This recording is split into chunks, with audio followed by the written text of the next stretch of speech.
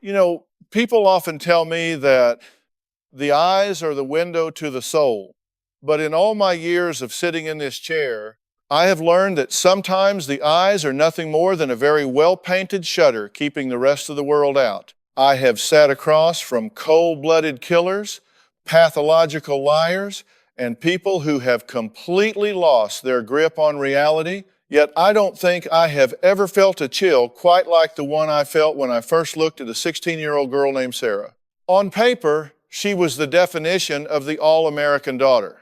She was an honor roll student, the captain of her debate team, a volunteer at the local animal shelter, and, according to her mother, the victim of a cruel, conspiratorial world that was jealous of her perfection. But I don't deal in paper, I deal in people. And when I looked at Sarah, I didn't see an angel, I saw a void. The story came to us not because Sarah was acting out in the traditional sense. She wasn't doing drugs, she wasn't sneaking out at night to meet boys, and she certainly wasn't failing her classes. In fact, her mother, Karen, wrote to the show because she wanted me to help her clear her daughter's name. Karen was a woman who vibrated with a frantic, nervous energy, the kind of mother who had wrapped her entire identity around the success and image of her child. When we first spoke backstage, before the cameras even started rolling, Karen grabbed my arm with a grip that was surprisingly strong. She looked me dead in the eye and told me that the school board, the local police, and even the neighbors were all in on a plot to destroy her daughter's future. She called it a witch hunt. She told me that Sarah was an angel, a literal gift from God who had never raised her voice, let alone heard a fly. It is a narrative I have heard before, usually from parents who are so deep in denial that they have built a condo there. But Karen was different. She wasn't just in denial, she was aggressively rewriting reality to fit the script she had running in her head. I sat there listening to her, and I started flipping through the file that my producers had handed me that morning. It was thick, it wasn't filled with bad grades or truancy reports, it was filled with restraining orders.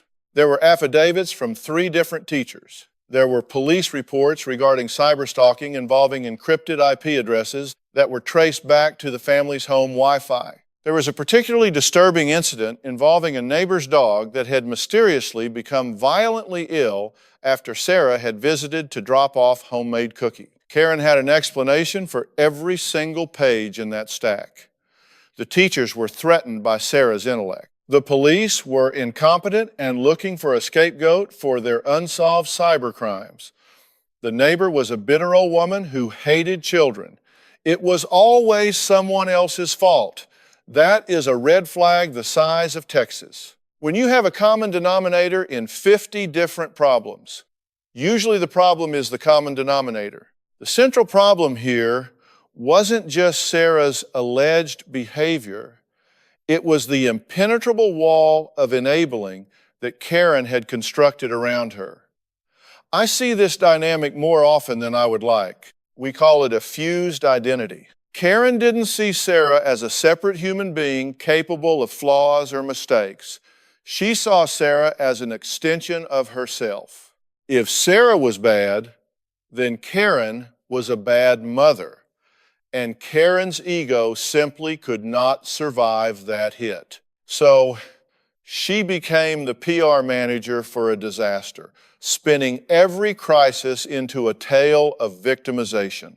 The tragedy of it is that by protecting the child from consequences, you are robbing them of the opportunity to develop a conscience. You teach them that the rules of the world don't apply to them, and that is a dangerous lesson to teach someone who already displays traits of high-functioning narcissism. I wanted to understand where this started, so I began to dig into their history.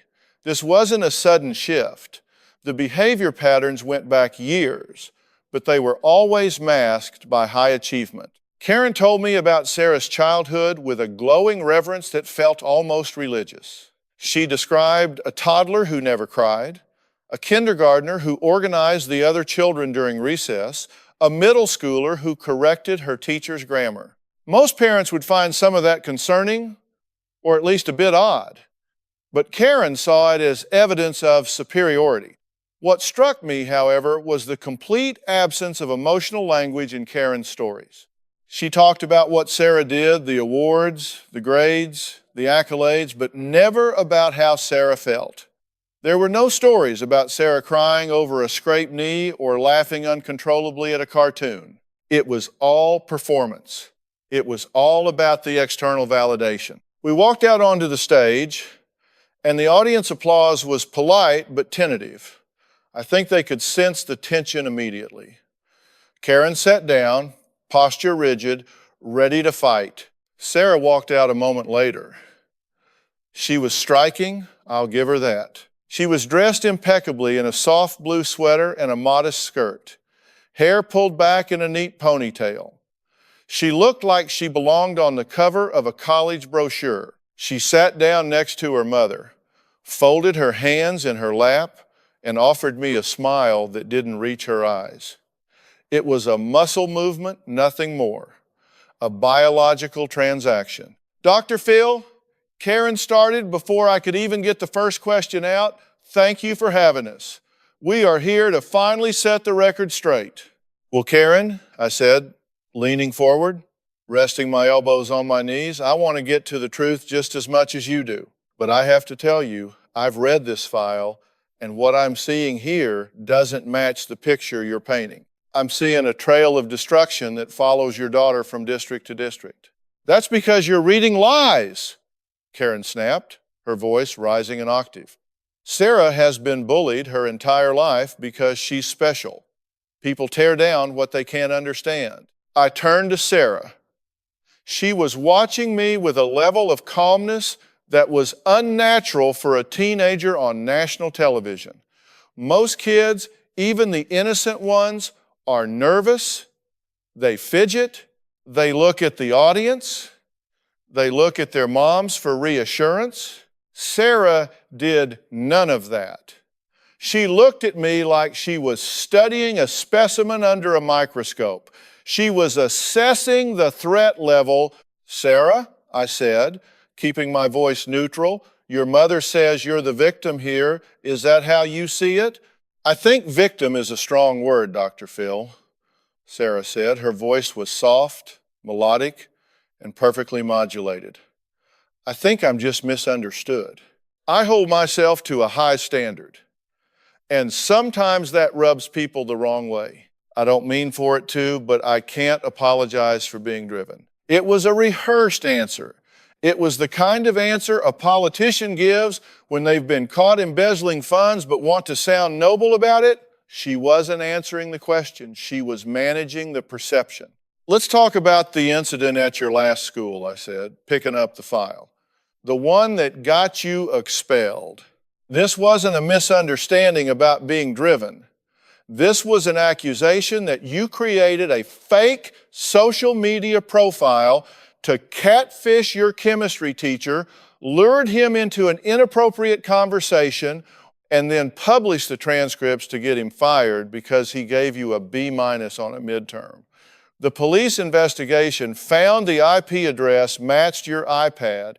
Karen interjected immediately. Her iPad was stolen. We told them that. Someone took it from her locker, planted the evidence, and put it back. It was a setup. I looked at Karen. So, someone stole her iPad, unlocked it, which requires a passcode or her thumbprint.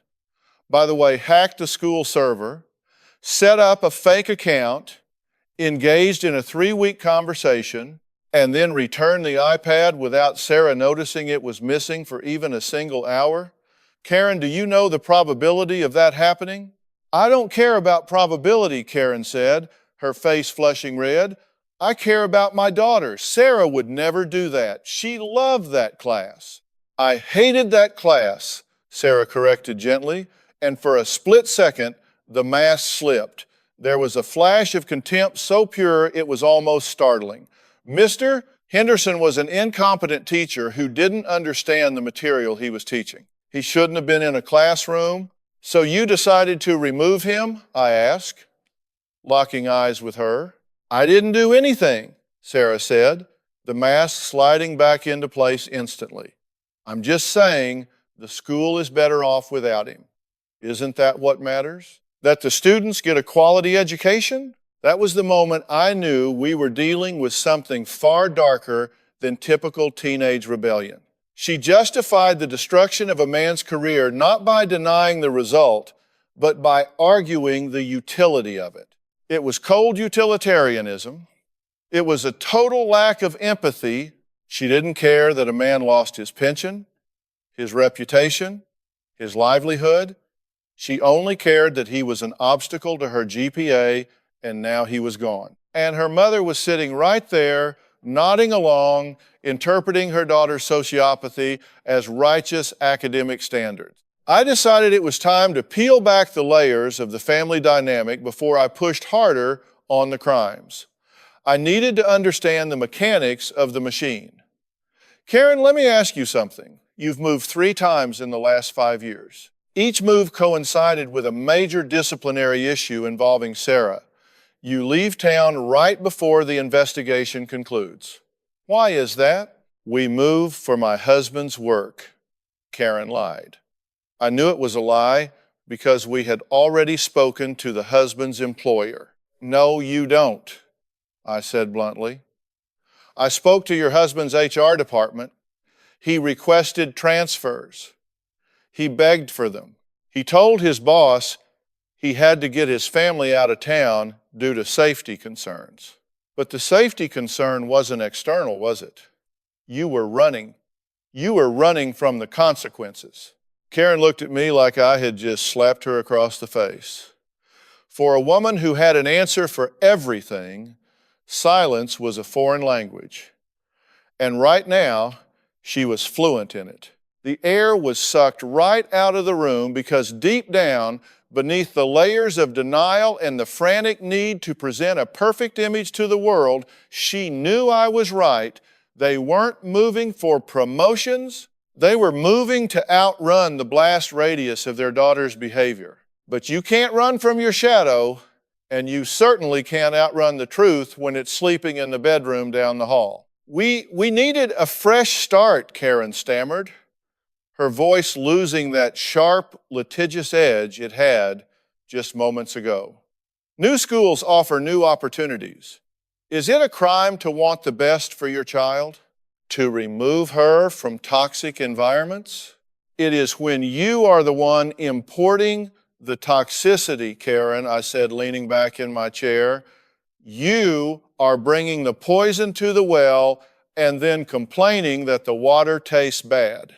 And you aren't doing this alone. You have a partner in this, although from what I hear, he's a reluctant one. I signaled to the stage manager, I want to bring out your husband, David. He's been waiting backstage. And I think it's time we heard from the man who has been packing the boxes every 18 months. When David walked onto the stage, the contrast was heartbreaking. If Karen was a tightly wound spring, David was a man who had already sprung. His shoulders were slumped, his eyes were hollow, and he walked with the heavy, shuffling gait of someone carrying an invisible load that was crushing his spine. He didn't look at the audience. He didn't look at Karen, and he noticeably avoided making eye contact with Sarah. He sat in the chair next to me, putting a significant amount of distance between himself and his family. David, I said gently, thank you for being here. I know this isn't easy for you. He nodded, rubbing his palms on his jeans. It's not. But we can't keep doing this. I can't keep doing this. Your wife says Sarah is an angel, I said. She says the world is conspiring against her. You've lived in that house for 16 years. Is Sarah an angel? David took a long breath, and I saw Karen's eyes widen. She was trying to telepathically will him to stick to the script. But David was off script. He was tired. Sarah is brilliant, David said, choosing his words carefully. She's the smartest person I know, but she doesn't feel things the way we do. I've seen her watch sad movies, tragedies on the news, things that would make a statue cry, and she just watches like she's taking notes. David, Karen hissed, leaning across Sarah to glare at him. Don't you dare talk about our daughter like she's a monster. He's been under a lot of stress, Dr. Phil. His job is very demanding. It's not the job, Karen, David said, his voice quiet but firm. I sleep with my bedroom door locked.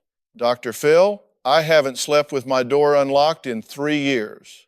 Not since the incident with the stairs.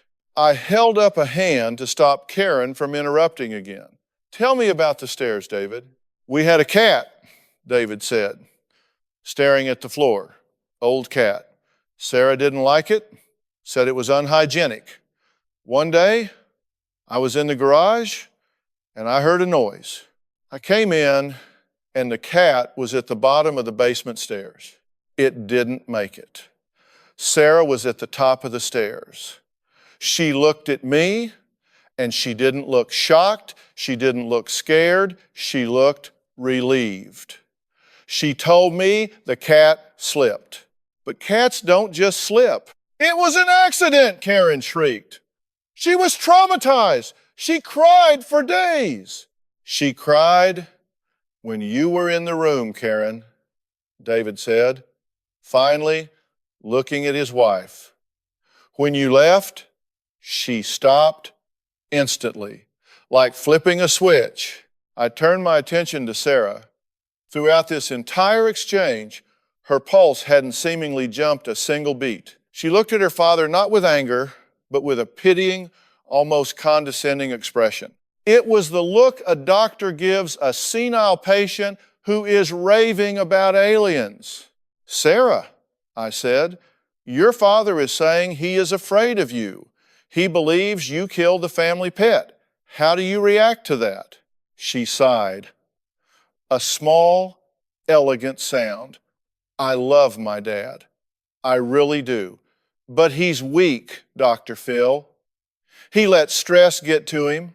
He projects his own insecurities onto me. I think it's easier for him to believe I'm some sort of villain than to accept that accidents happen and life is chaotic.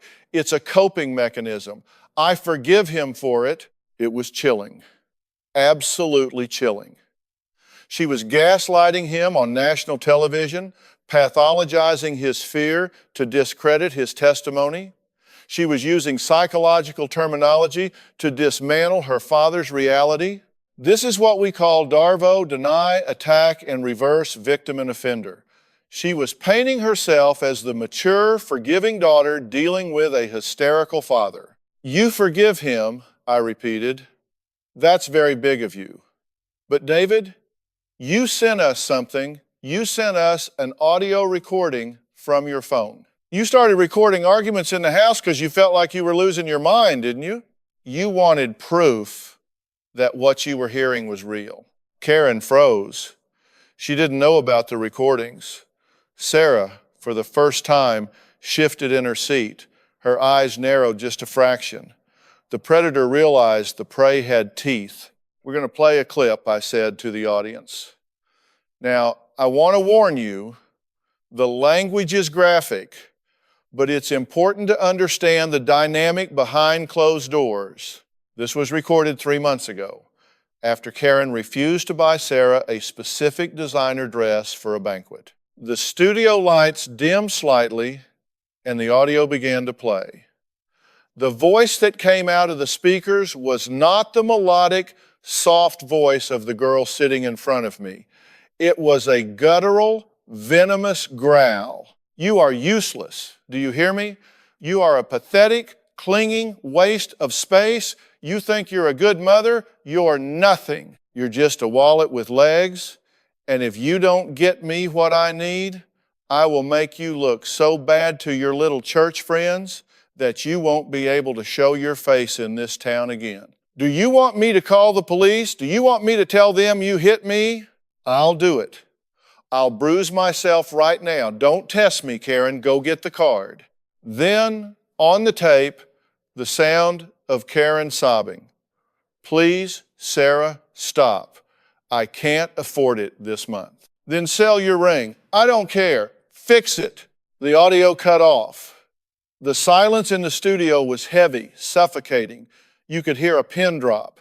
Karen was staring at her lap, her face pale. Sarah was staring at the speakers, her jaw tight. So I said, breaking the silence, that's the angel, that's the victim. I turned to Karen. That voice on that tape, Karen, that is not a child in distress. That is a hostage taker, and you are the hostage. You aren't protecting her because she's innocent. You're protecting her because you are terrified of what she will do to you if you stop. You are serving her to survive her. Karen looked up, tears streaming down her face, but she shook her head. The denial was a survival reflex. It was hardwired. She was just upset. Teenagers say things they don't mean. She has hormonal imbalances. We're seeing a specialist. Oh, stop it, I said, my voice rising. I had to break through this wall. Stop making excuses. That was calculated extortion. She threatened to frame you for abuse. She threatened to destroy your reputation. She told you to sell your wedding ring to buy a dress. That isn't hormones, Karen. That is malice. That is cruelty. I swiveled my chair to face Sarah directly. I leaned in, invading her personal space, just enough to let her know I wasn't intimidated. And you're sitting here looking at me like you're analyzing a math problem. You don't look embarrassed. You don't look sorry. You look annoyed that you got caught. Is that what you are, Sarah? Are you just annoyed? Sarah looked at me, and then a slow, small smile crept onto her face. It wasn't a nice smile. I think you're being dramatic, Dr. Phil. Everyone fights with their parents. I just have a better vocabulary than most. This isn't about vocabulary, I said. This is about your wiring. You see people as objects. You see your mother as a wallet. You see your father as an obstacle. You see your teachers as stepping stones. And when an object malfunctions, you don't fix it, you break it, you discard it. I maximize my environment, Sarah said coolly. Is that a crime? It's not a crime to be ambitious, I said, but it is a tragedy to be empty. And that's what I see when I look at you. I see a house with all the lights on, but nobody's home. You have learned to mimic emotions, Sarah. You know the words for love and sorry and empathy, but you don't know the music. Your lips sinking through life. She blinked. It was the first time I saw a flicker of genuine confusion. I wasn't playing her game. I wasn't arguing facts she could twist. I was attacking her core perception of herself. I have one question for you, I said, pausing for effect. The audience leaned in.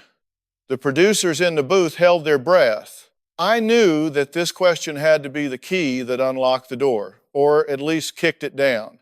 It wasn't about what she did. It was about who she was when no one was watching. Sarah, I said, dropping my voice to a whisper that the microphones barely picked up. Tell me the truth. When you saw that cat lying at the bottom of the stairs, broken and dying, did you feel nothing, or did you feel power? The studio was so quiet you could hear the hum of the air conditioning units in the ceiling. I held Sarah's gaze, refusing to blink, refusing to look away. I have stared down men who have committed atrocities that would turn your stomach. And I have learned that the moment of truth isn't loud. It isn't a scream, it's a whisper. It's that split second where the brain calculates the cost of a lie versus the cost of the truth. Sarah sat there, 16 years old, looking like a porcelain doll. And for a moment, the silence stretched so thin, I thought it might snap. She tilted her head to the side, just a fraction. It was a bird-like movement, calculated, curious. Power, she said. The word hung in the air like smoke. She didn't say it with malice. She didn't say it with a cackle. She said it with the same casual indifference you might use to choose a flavor of ice cream. It wasn't that I wanted it to die, she continued, her voice level reasoning with me as if I were a slow child. It was just decisive. The cat was old, it was weak, it was a burden on the household. Gravity is a law of physics, Doctor. Phil? I just helped physics along. And when it happened, I didn't feel sad. I felt effective. I felt like I had solved a problem that my father was too sentimental to address. A gasp rippled through the audience. David put his head in his hands, his shoulders shaking, but I didn't look at them. I kept my eyes on Karen. This was the moment. The wall had to come down, or this girl was going to destroy innocent lives, and she was going to do it with her mother's credit card and blessing. Karen, I said, my voice dropping to a low, serious register. Did you hear what your daughter just said? She didn't say it was an accident. She didn't say she tripped. She said she felt effective. Karen was trembling. Her hands were gripping the armrests of her chair so hard her knuckles were white. She was looking at Sarah, really looking at her, perhaps for the first time in years. The angel filter was gone. The narrative was broken. She doesn't mean it, Karen whispered, but there was no conviction in it. It was a ghost of a defense. She's just trying to shock you. She's smart. She knows how to manipulate the conversation. She is manipulating the conversation, I agreed. But she isn't lying about this. She's telling you exactly who she is. And let me tell you, when people show you who they are, believe them the first time. You have been running around with a bucket of water trying to put out fires, convincing the world that it's arson committed by strangers. But the arsonist is sitting right next to you, holding the matchbook. I stood up and walked over to the visual board where we had the timeline of incidents displayed. I pointed to the first incident of suspension in 3rd grade for biting a teacher. Then the middle school cyberbullying. Then the cat. Then the blackmail of her own mother. This isn't a phase, Karen. This isn't teenage angst. This is a pathology. We are looking at a profound lack of conscience. We are looking at a wiring issue where the connection between action and empathy has been severed. And every time you bail her out, every time you move towns, every time you threaten a principal, you are feeding the monster. You are teaching her that she is above the law. You are teaching her that if she is smart enough, she can get away with murder. And I use that word advisedly. I walked back to Sarah. She looked bored. The confession hadn't rattled her because she didn't think she was wrong.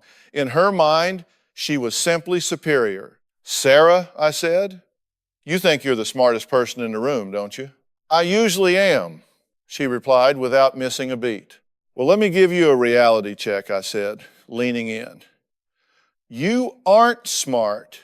You're cunning. There is a difference.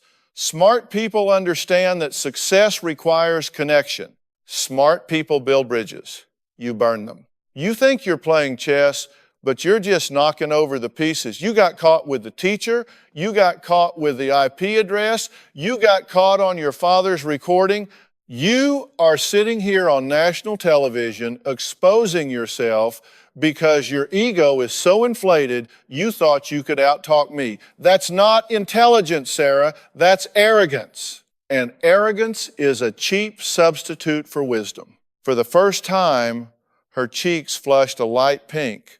I had found the chink in the armor. She didn't care about being called cruel, but she hated being called incompetent.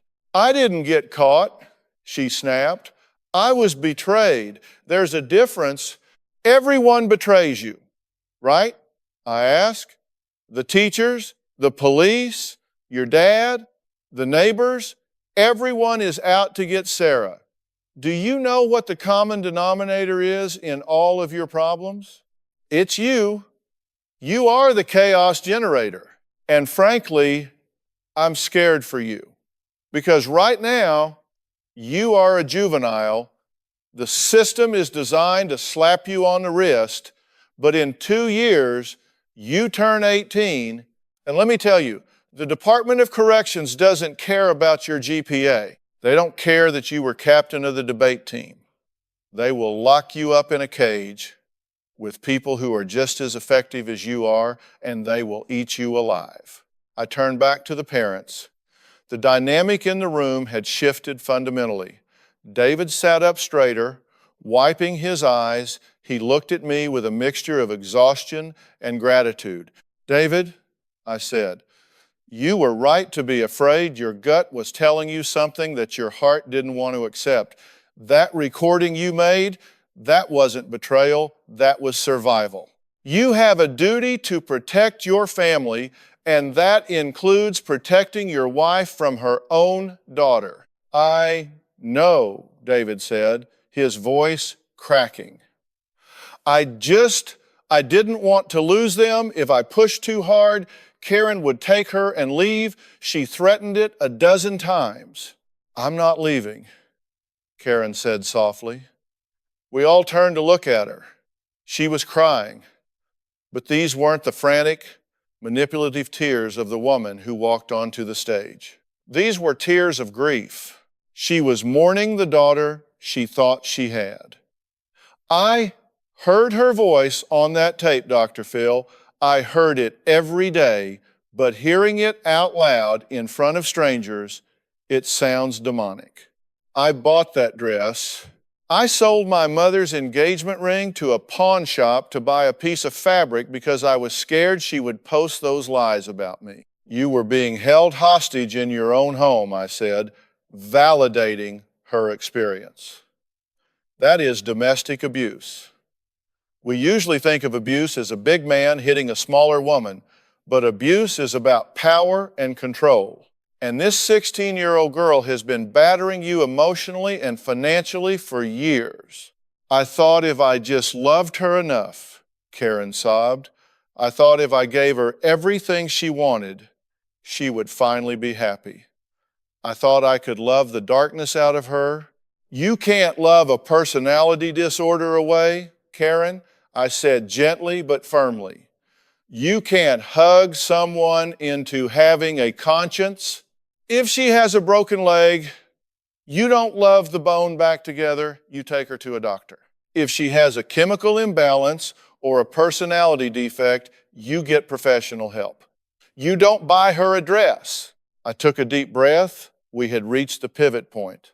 The problem was exposed. The denial was shattered. Now came the hard part, the solution. And in cases like this, the solution is never easy. It's painful. It requires a complete demolition of the life they knew.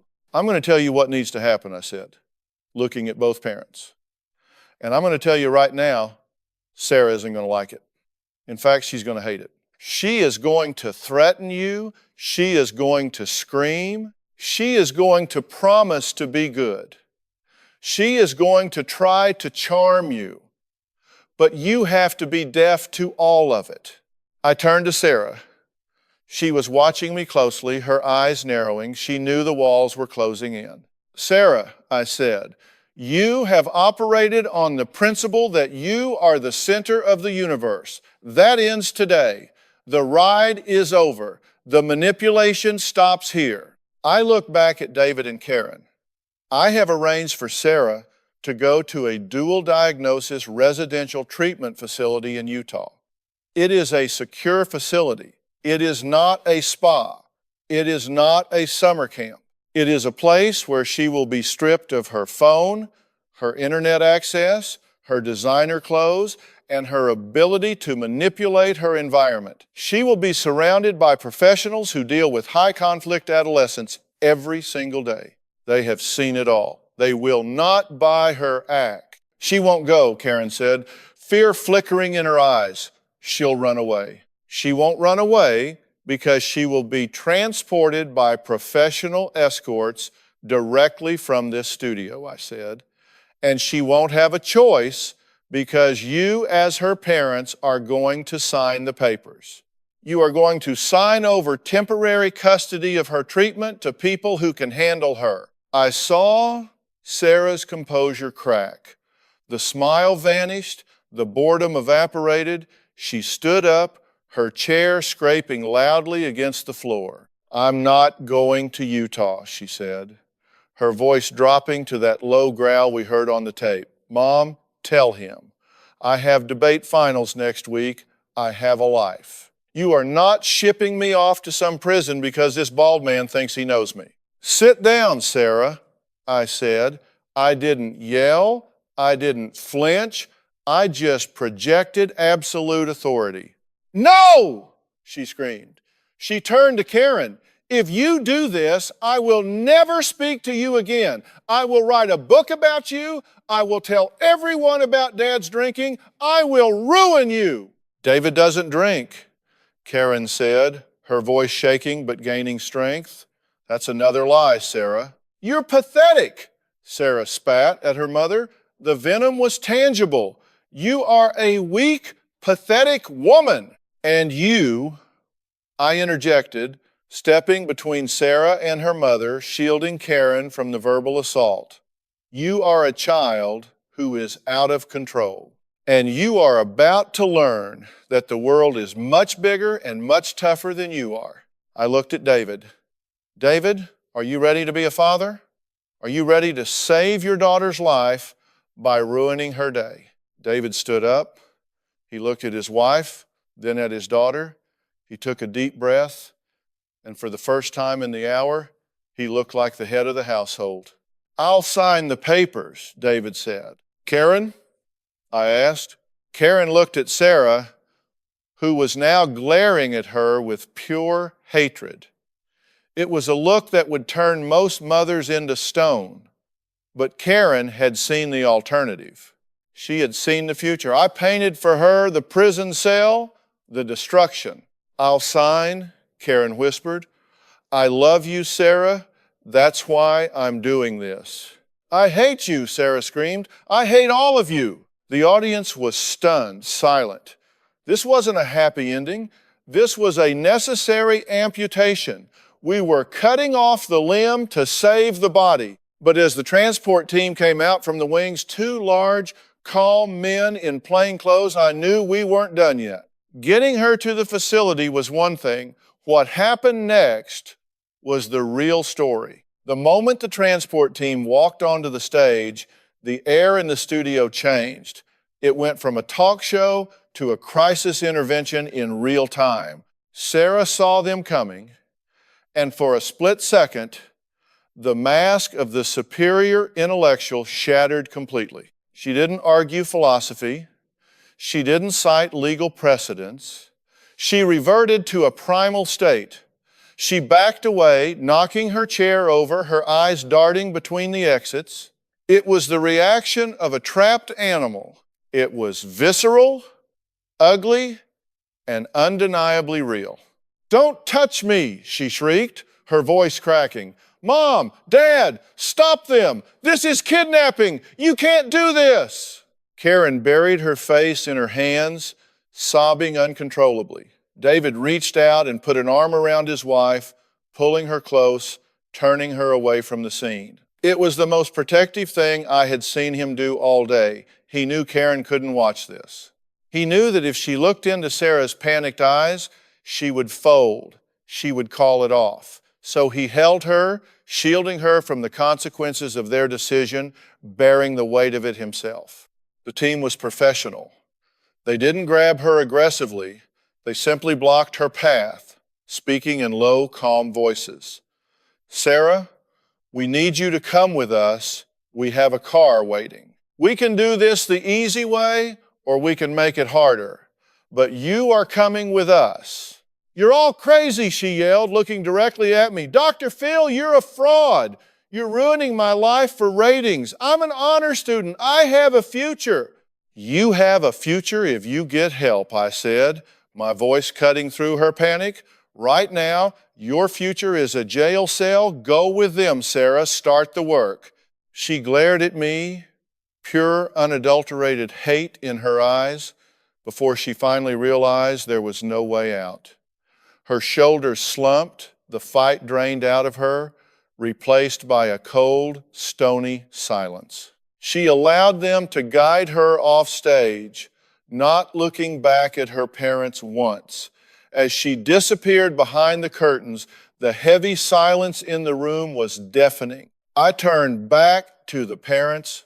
They were broken, absolutely shattered. This is the part of the show people don't always understand. They think sending a kid away is a solution. It's not. It's just the triage.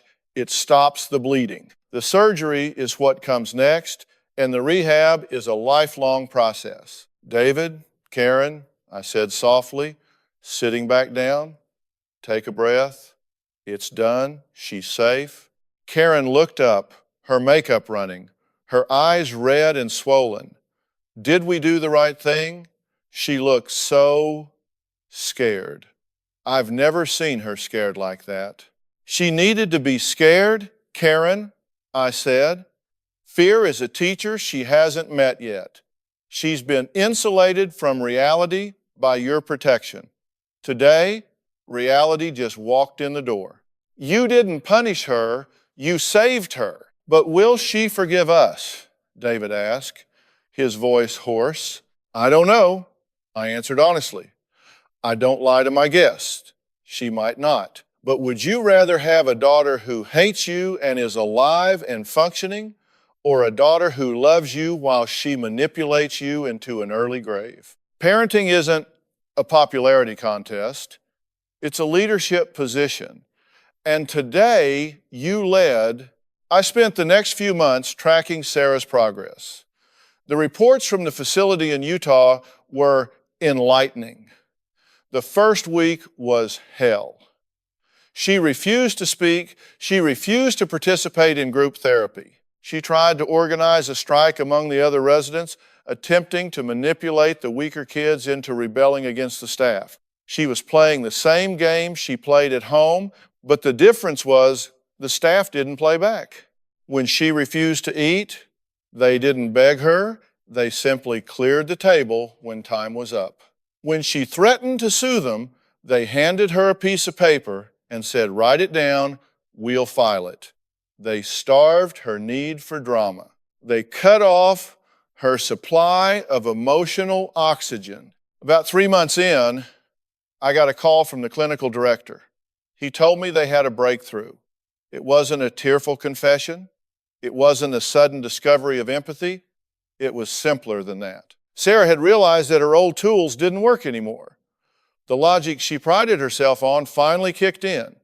She realized that to get out, she had to go through. She started participating. She started doing the work, not because she had suddenly become a saint, but because she was pragmatic. We brought the family back for a follow-up show 6 months later. Sarah was beamed in via satellite from the facility. When her face appeared on the giant screen, the audience gasped. She looked different. The hard, polished edge was gone. She was wearing simple clothes, no makeup. Her hair was loose. She looked younger. She looked like a teenager, not a corporate executive in training. Hello, Sarah, I said. Hello, Dr. Phil, she replied. Her voice was steady, but the condescension was gone. It was replaced by a cautious respect. How are you? I asked. I'm tired, she admitted. Therapy's exhausting. Being honest is exhausting. It takes a lot less energy to lie, honestly. A ripple of laughter went through the audience. It was a genuine moment. I bet it does, I smiled. Tell me, Sarah, do you still think you're the smartest person in the room? She paused. She looked down at her hands, then back up at the camera. I think I was smart enough to manipulate people who loved me because they were easy targets. That's not being smart, that's being a bully. I'm learning that real intelligence is understanding why I felt the need to do that. Karen was weeping in the chair next to me, but this time they were tears of hope. Sarah, she choked out, we miss you. We're so proud of you. I miss you too, Mom, Sarah said, and I'm sorry about the dress and the ring. I didn't understand what that meant to you. I just saw it as a resource. I'm trying to understand the value of things beyond their price tag. It wasn't a perfect apology. It still had that analytical flavor to it, but it was a start. She was intellectualizing her empathy, learning the steps of the dance, even if she didn't quite feel the rhythm yet. And the cat? I asked. I had to ask. It was the litmus test. Sarah flinched. The memory was clearly a sore point now. We talked about that in group, I was angry. I was angry at Dad for being weak, and the cat was weak, and I just wanted to erase weakness from my life. It was cruel. I see that now. Wasn't effective. It was just mean, and I have to live with that. I looked at David. He was nodding, tears streaming down his face.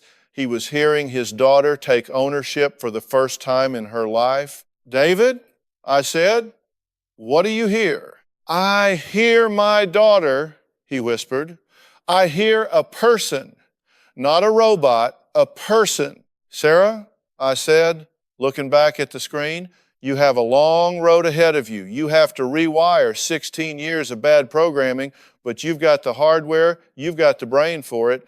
The question is, do you have the heart for it? I'm working on it, she said. I'm building it from scratch, I think. That's all we can ask, I said. The show ended on a hopeful note. The audience applauded, the parents hugged, and the credits rolled. But as I walked backstage, wiping the stage makeup off my face, I couldn't help but reflect on the reality of the situation. We love these redemption arcs. We love the idea that 6 months in the desert can fix a lifetime of brokenness, but the truth is always messier. Sarah wasn't cured. You don't cure a personality structure like that. You manage it. She would always be sharper than the people around her. She would always have that instinct to manipulate, to view people as chess pieces. The difference now was that she had a manual for it. She had a set of brakes installed in a car that previously only had an accelerator. I sat in my dressing room, looking at myself in the mirror. I thought about Karen's desperate need to believe her daughter was an angel. We all want our kids to be perfect. We want them to be better versions of us. But sometimes, in our desire to protect them, we create monsters. We water the weeds because we're afraid to pull them out. Sarah's story wasn't just about a bad seed. It was about a family system that had collapsed under the weight of its own lies. It was about a father who lost his voice and a mother who lost her sight. And it took a stranger on a stage to hold up a mirror and force them to look. The lights in the studio were off now. The audience was gone. The silence was back. But this time, it wasn't the silence of fear. It was the silence of peace. A hard-won, fragile peace. I picked up my briefcase and headed for the door. Another day, another life unpacked. As I walked to my car, I thought about Sarah sitting in that room in Utah, stripping away the layers of her false self. It's painful work. It's the hardest work there is. But as I always say, you can't change what you don't acknowledge. And finally, for the first time in her life, Sarah was acknowledging the girl in the mirror. She wasn't an angel. She never was. She was just a human being, flawed and broken, trying to find a way to be whole. And that, in my book, is worth fighting for.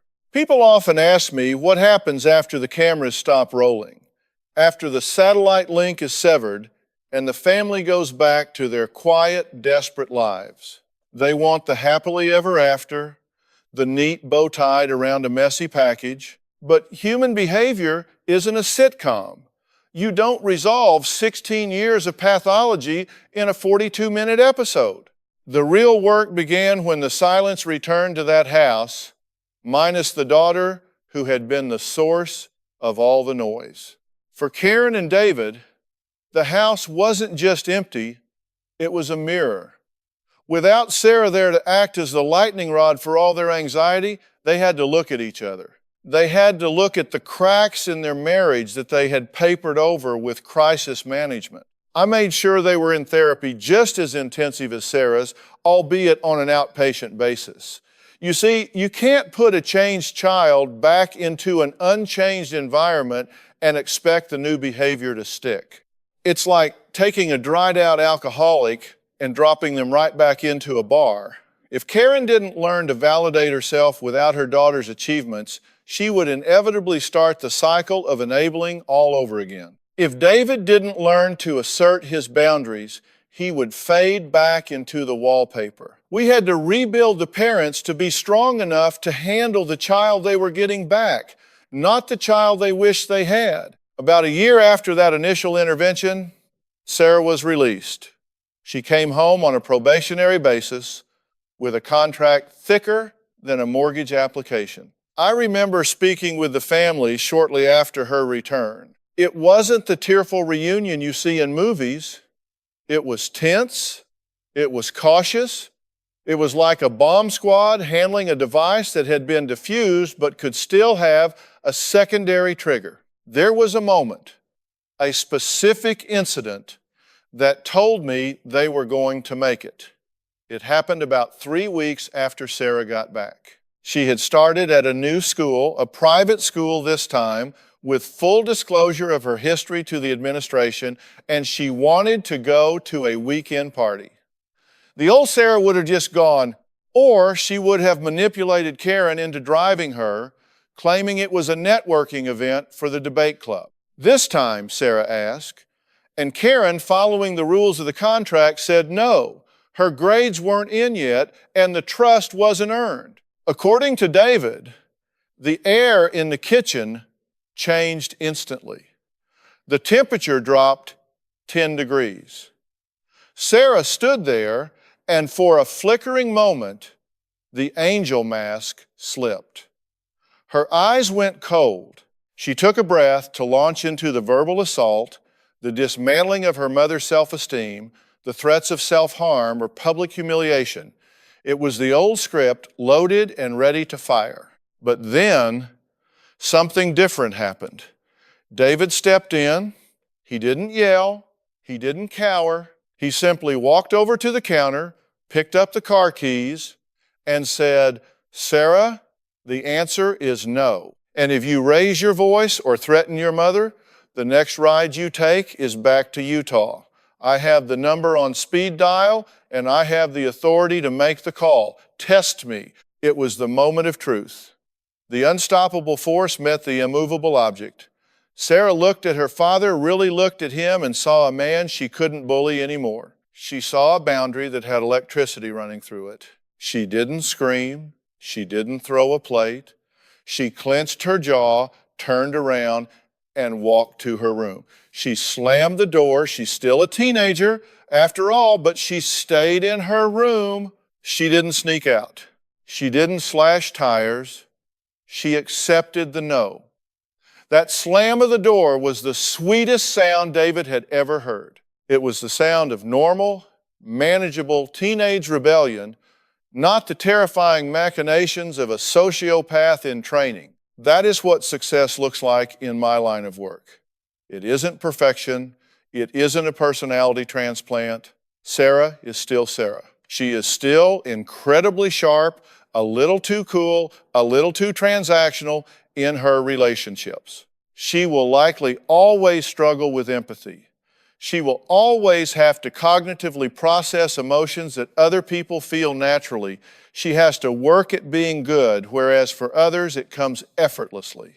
But she is doing the work. She is channeling that effectiveness into her studies and, surprisingly, into law. She wants to be a prosecutor. It fits her. She can use her ability to spot weaknesses and dismantle arguments for a purpose that serves society rather than destroying her family. I think about the title Karen gave her, Angel. We have this obsession with the innocence of children. this belief that they are blank slates upon which we write our hopes and dreams. But children are people. They come into this world with their own wiring, their own temperaments, and sometimes their own darkness. It is the parent's job not to worship the child, but to know them, to see them clearly, flaws and all. If I hadn't asked that one question, if I hadn't pushed past the polite veneer and asked about the cat, we would have never gotten to the truth.